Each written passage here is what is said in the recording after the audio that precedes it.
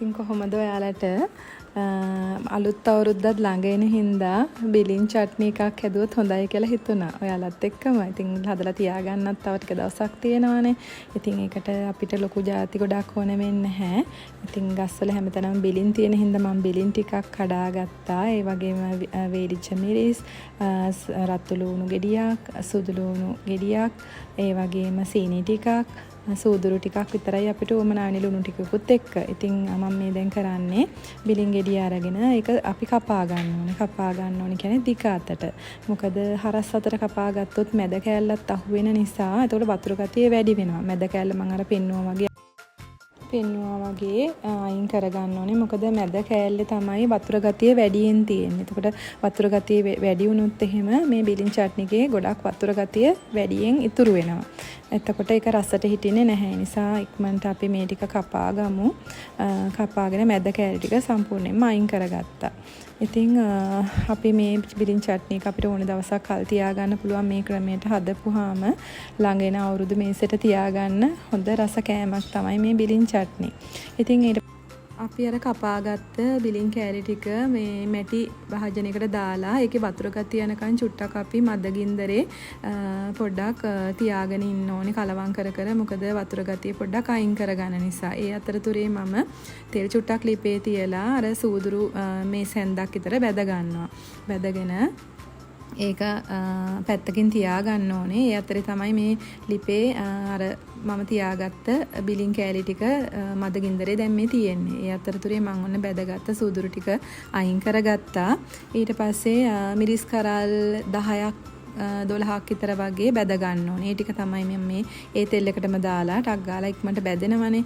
ඒ ටිකත් අපි ඉක්මනට බැදගෙන පැත්තකට කරගමු. ඔය අතරේ තාම ලිපේ තියෙනවා බිලින් ටික වතුර ටික හිඳෙනකන් චුට්ටක් එහෙට මෙහෙට කලවම් කරමින් තමයි ඔය අතරේ තියෙන්නේ. දැන් ඔන්න වතුර ටික ටිකක් හිඳිලා ගිහිල්ලා ඒ ටික මම ඔන්න වෙන භාජනයකට අස් කරගන්නවා දැන්. මොකද මේ දැන් ඒ පාටත් වෙනස් වෙලා වතුර සාමාන්‍යයෙන් අයින් වෙලයි තියෙන්නේ. ඉතින් ඒ ටික මම වෙන භාජනයකට අයින් කරගත්තා.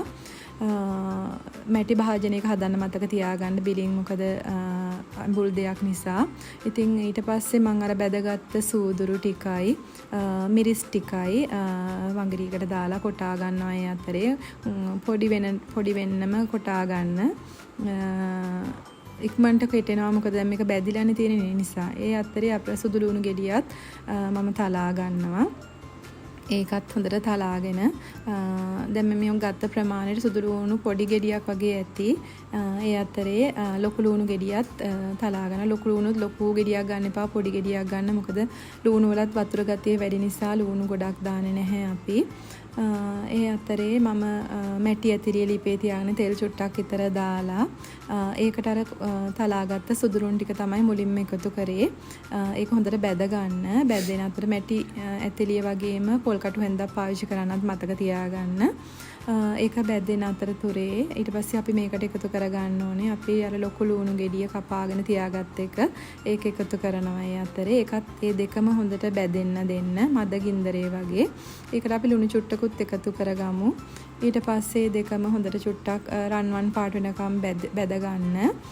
මේ වෙලාවේ අපි මම එනසල් ඇට දෙකක් විතර වගේ එකතු කරගත්තා. ඒක බැදුනයින් පස්සේ අපි අර වේලගත්ත කියන්නේ ලිපේ තියලා වතුර හිඳගත්ත බිලින් ටික එකතු කරා. ඊට පස්සේ අපි තලාගත්ත සූදුරු ටිකයි මිරිස් කරල් ටික කොටාගත් එකයි ඔන්නේ අතරේ බිලින් එකට එකතු කරගත්තා. ඉතින් මේ වෙලාවේ ගින්දර අඩු කරගෙන හොඳට කලවම් කරගන්න. මොකද ගින්දර වැඩි වුණොත් එහෙම අඩිය අල්ලන්න ඉඩ තියෙනවා. තව බිලින් වල ඇඹුල් ගතිය ගොඩාක් වැඩි නේ. ඒ නිසා අපි තව චුට්ටක් විතර ලුණු ටිකක් එකතු කරගන්නවා. ඊට පස්සේ මම සීනි ටිකක් එකතු කරගත්තා. ඔයාලට කැමති ප්‍රමාණයට රස බලලා සීනි එකතු කරගන්න. මම මෙතනදී කෝප්පයකට චුට්ටක් අඩුවෙන් කෝප්ප භාගයක් වගේ තමයි එකතු කරගත්තේ.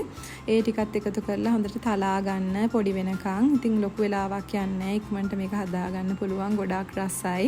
අවුරුදු කෑමේසටත් ඔයාලට තියාගන්න පුළුවන්. මේක ගොඩක් කල් තියාගෙන පාවිච්චි කරන්න පුළුවන් අපිට. පාන් කන්න වගේම බත් වලට, ෆ්‍රයිඩ් රයිස් වලට ඕනේ දෙයකට මේක ගොඩාක් රසයි.